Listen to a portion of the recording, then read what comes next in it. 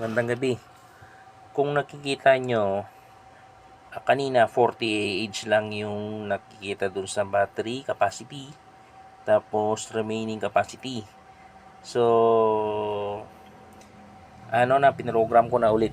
Kung ilang AH yung battery natin, yun yung nilagay ko dito. Okay? So, dinownload ko lang yung BMS yung apps ni JK BMS. Tapos, pumasok ako sa settings niya, in-input ko ngayon yung password, tapos para ma-modify ko ngayon to. Okay? So nung na-modify ko na, pinasok ko ngayon yung settings, kinalibrate ko siya. Kung ilang AH yung battery natin, yun dapat yung ilalagay natin dyan.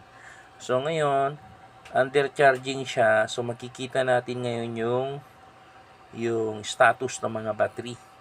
So yung battery capacity 314 AH.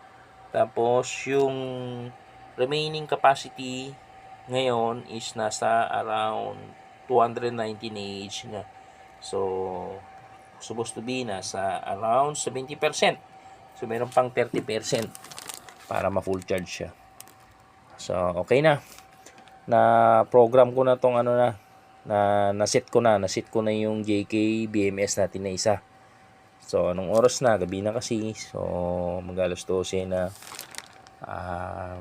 Naral ko pa kung paano yung mga settings niya. So, nasi-settings na natin. So, ayan. Okay, 3.2 volts lang kanina. Ngayon, 3.3 na lahat.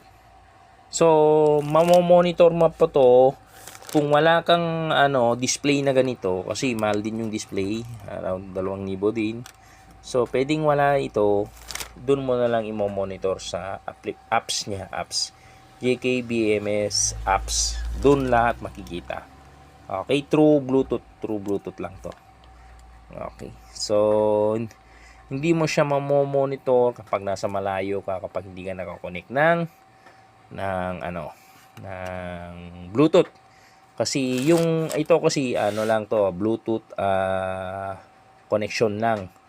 Na unlike nung smart BMS natin na isa yung mas mahal, apps lang yun, kahit saan ka magpunta basta nakakonect sa internet, monitor mo.